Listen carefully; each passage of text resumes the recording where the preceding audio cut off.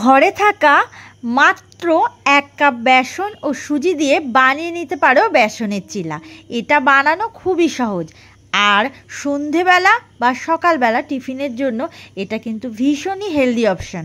নমস্কার সবাইকে, আশা করি ভালো আছো, সুস্থ আছো। বেসনের চিলা বানানোর জন্য একটা পাত্রে 1 কাপ বেসন নিচ্ছি, আর সাথে দেব 1/2 কাপ সুজি। এই দুটো উপকরণ হলো এই চিলার বেস। এবার দেব 1 চা চামচ মৌরি, আর তার সাথে দেব 1/2 চা চামচ আজওয়াইন, আর দিয়ে দিচ্ছি অল্প একটু বেকিং সোডা, 1 চা চামচ সাধারণ নুন দিচ্ছি, আর দিয়ে দিচ্ছি 1/2 চামচ বিট নুন। এই চিলাতে একটু কালার আনার জন্য গ্যাসের ফ্লেম মিডিয়ামে রেখে কড়াই বসিয়ে তাতে সাদা তেল দিয়ে দিচ্ছি, আর দিয়ে দিলাম 2 চা চামচ ঘি। তেল আর ঘি গরম হলে এখানে দিয়ে দিচ্ছি 1/2 চা চামচ হলুদ গুঁড়ো, আর হলুদ দেওয়ার সাথে সাথে গ্যাসের ফ্লেমটা বন্ধ করে দিতে হবে, না হলে হলুদটা জ্বলে যাবে। এভাবে করে নিলে হলুদের যে একটা কাঁচা গন্ধ সেটা আর থাকবে না। তেল আর ঘি দেওয়ার কারণে এটা বেশ অনেকটাই ক্রিস্পি হবে। আর তারপর জল দিয়ে এটাকে একবার ভালো করে মিশিয়ে নিতে হবে।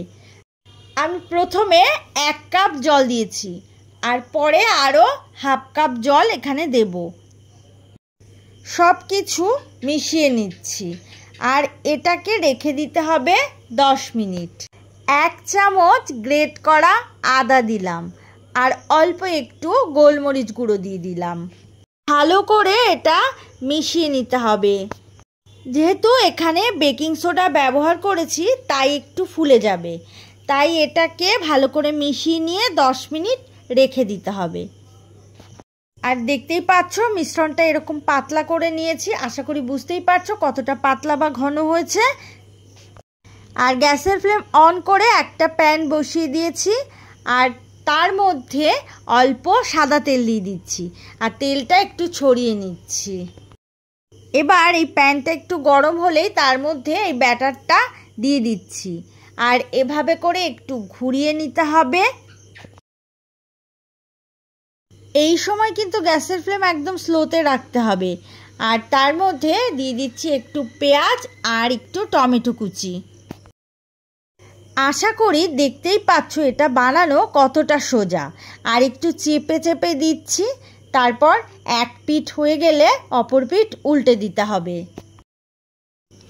একটু চেপে চেপে এভাবে 2-3 মিনিট সময় নিয়ে ভালো করে ভেজে নিতে হবে।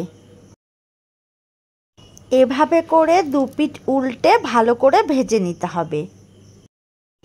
সব কটা চিলা বানিয়ে নেব এইভাবেই। এবার এটা টমেটো সস বা যে কোনো ধরনের মিষ্টির সাথে এটা পরিবেশন করতে পারো। খুবই স্বাস্থ্যকর একটা রেসিপি। আজ এই পর্যন্তই, আবারও নতুন রেসিপি নিয়ে চলে আসব। সুস্থ থাকো, ভালো থাকো, আর এতক্ষণ ধরে আমার সাথে থাকার জন্য অনেক অনেক ধন্যবাদ।